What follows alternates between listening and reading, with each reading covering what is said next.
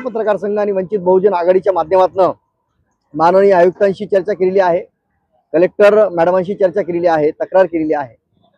तरी देखील त्यांना कुठल्याही प्रकारचं पुनर्वसन किंवा न्याय न मिळाल्यामुळे मंडाबाई भाले हे सिव्हिल हॉस्पिटल पासून आल्यानंतर आज ते जवळजवळ 22 दिवसापासून आमरण उपोषणला आहे। त्यांच्या पोटामध्ये अन्नाचा कण नाही।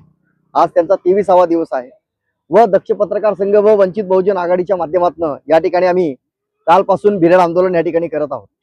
आमची मागणी एकच आहे की या भारत देशामध्ये तुम्ही पाहू शकतात, भारत देशामध्ये जे राज्य आहेत त्या राज्यांमध्ये महाराष्ट्र एक पुरोगामी तत्वाचं राज्य आहे। मध्ये वेगवेगळ्या प्रकारचं ज्या जिल्ह्यांच्या माध्यमामध्ये अतिक्रमण होतं, मग ते माणसांचं असेल, मंदिरांचं असेल, देवालयाचं असेल, बौद्धांचं असेल, ख्रिश्चनांचा असेल किंवा मुस्लिम लीगचा असेल, या ठिकाणी महाराष्ट्रामध्ये असेल किंवा भारतामध्ये असेल देवालयाच्या माध्यमातून अतिक्रमण जागा जरी असेल ती पुरोगामी तत्वावर त्या ठिकाणी जर मंदिरं असतील तर त्या मंदिराला न्याय मिळाला जातो। परंतु महाराष्ट्रामध्ये धुळे जिल्ह्यामध्ये मी 108 तक्रारी दिलेल्या आहेत। 108 या ठिकाणी जे काही अतिक्रमण धारक आहेत ते धनधाडगे धारकांचं जे काही अतिक्रमण आहे ते या ठिकाणी निघालं नाही। परंतु आमची मंडाबाई भाले यांचं जे काही अतिक्रमण आहे 80 वर्षापासून ते वास्तवात होते। ते 80 वर्षापासून वास्तवात असताना ज्या ठिकाणी ते राहतात जगन्नाथ नगर मध्ये, ते फक्त एक दलित आणि महार संवर्गातून बिलॉंग करतात म्हणून त्यांच्यावर या ठिकाणी अन्याय झालेला आहे। त्यांना त्याच ठिकाणी पुनर्वसन करण्यासाठी दक्ष पत्रकार संघ आणि वंचित बहुजन आघाडीच्या माध्यमातून या ठिकाणी बिरड आंदोलन केलेलं आहे। आज तुम्ही पाहू शकतात, माननीय आयुक्तांना आम्ही वेळोवेळी सांगितलेलं आहे। काल देखील आम्ही त्या ठिकाणी मीटिंग केली, त्यांच्याकडे कुठल्याही प्रकारचे कागद नाहीत। आम्ही त्यांना विचारलं की तुमच्याकडे कागद आहेत का, तर ते म्हणजे 5 वाजता आम्ही मीटिंग करू, अजून त्यांचे 5 वाजलेले नाहीत।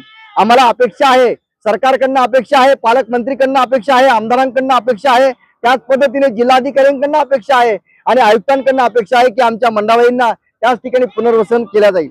समजा इन केस आज आमचा बिरड आंदोलनाचा दुसरा दिवस आहे, आमच्या आईच्या पोटामध्ये अजून अन्नाचा कण नाही, गेल्या 23 दिवसापासून त्या बाईच्या पोटामध्ये अन्नाचा कण नाही।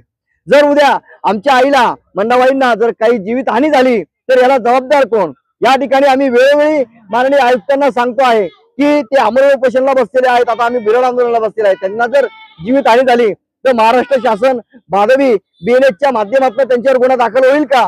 कारण की ते पुढे असे देखील सांगतील की ती जागा आमची होती, पण आयुक्त साहेब ही जागा पहिले वाडी भोकर बलवाडी ग्रामपंचायतीच्या माध्यमामध्ये ती येत होती।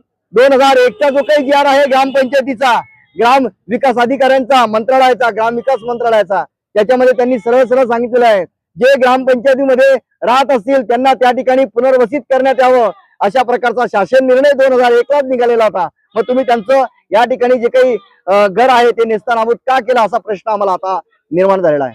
समजा इन केस 2-3 दिवसामध्ये जर मंडाबाईंना न्याय मिळाला नाही तर आमची पुढची जी काही दिशा असेल ती दिशा आम्ही एकतर कलेक्टर मॅडमांच्या घरी ठिय्या आंदोलन करू, नाहीतर सरळ पालकमंत्रीच्या घरी या ठिकाणी बिरड आंदोलन आम्ही या ठिकाणी करू, अशी आमची या माध्यमातून, या आंदोलनाच्या माध्यमातून एक पालकमंत्रीला आणि जिल्हाधिकाऱ्यांना विनंती असेल की त्यांनी यांच्यामध्ये मध्यस्थी करून आयुक्ताला सांगून तात्काळ आम्हाला न्याय द्यावा। नाहीतर आमचं पुढचं जे काही बिरड आंदोलन असेल ते बिरड आंदोलन एकतर कलेक्टर मॅडमांच्या इथं असेल, नाहीतर दुसरं जे आंदोलन असेल ते पालकमंत्री आम्ही या ठिकाणाहून बिरड पायी घेऊन पालकमंत्रीच्या घरी त्या ठिकाणी आम्ही बिरड आंदोलन करू।